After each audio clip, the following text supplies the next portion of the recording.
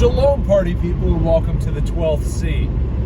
Human Factors, Part 2, Complacency. Get settled wherever you're at. Get used to it. 6 months, 8 months, a year in, doesn't really matter. At a certain point, stuff becomes routine. You're doing everything day in, day out. A little bit of difference here and there, but all in all, whatever you're doing. Sometimes you're in a routine, sometimes you're in a rut. You get going and, okay, this is easy, and now you're just coasting. All of a sudden, you miss a step. What happened? You got comfortable, settled. You got complacent. No longer paying attention to what you're doing. Stuff gets going. I don't know, maybe you're doing something hands-on and you take something apart, you put something back together, maybe something goes in backwards, maybe you forget a step, maybe you're doing everybody's favorite paperwork and it's monotonous and your head nods just a little bit and you're just like, oh, this is no big deal, I got this.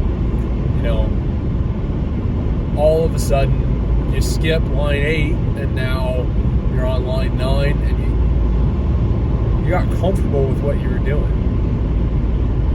Okay, well, some things you can just start over.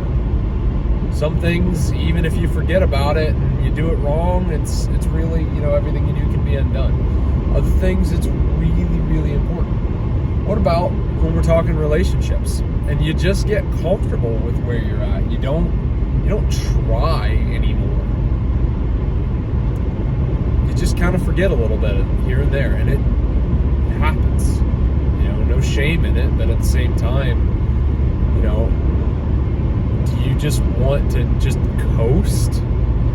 Or do you want to thrive? Do you want to continue to grow? Do you want to continue to move onward and upward? Just bigger, better, deeper, and it's just all around a much better experience for everybody involved. You don't do that when you just get comfortable. Think about it this way. You're in school and there's a test that you're studying for because you want to do halfway decent on it because you know that it matters. You go in and you're just a little bit nervous. Like, oh, I don't know how that actually went. And it turns out you did pretty decent.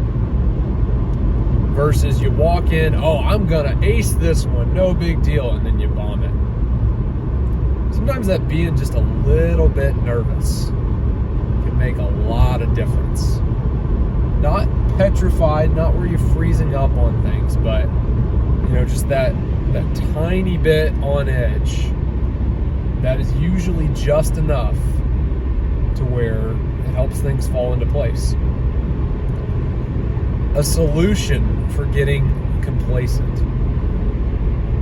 is that you need to always be looking for something that's wrong. Now, not, going through something with a fine-tooth comb and like, I just know something's wrong and I'm going to find it and I'm going to fix it. But anticipate what can go wrong. When we're looking at, hey, these are common points of failure. We know that, when this part is going back together, that this needs to go back in a specific way, and so we're going to trace that. Hey, we know that when we're doing this paperwork, line number 8 has got to be this, so we're going to fall back and double check on this.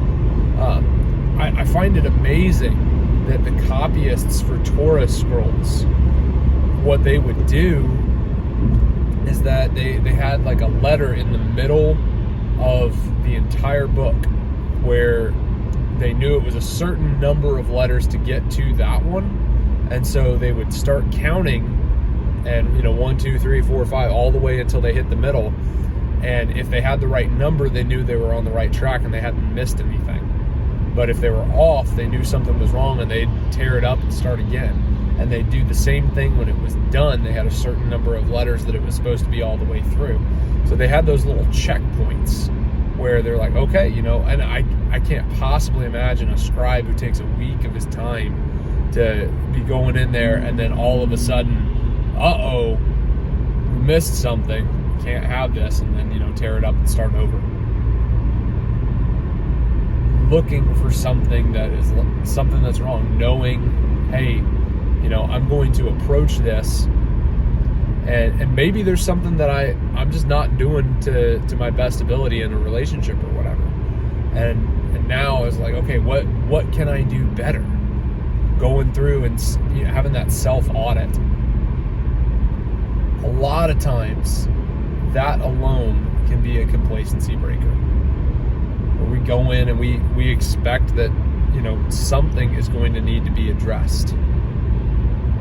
Really helps us identify some of those things. And you know what? Maybe we end up barking up the wrong tree, but we are being default aggressive in looking for things that need to be taken care of. And I get it. If it ain't broke, don't fix it. But sometimes, we're just coasting, and we don't need to be coasting. And that's where, complacency can be what kills. Go ahead and audit yourself, see what needs to be addressed, see what areas are you being complacent in. I would love to hear it down in the comments. Go do hard things.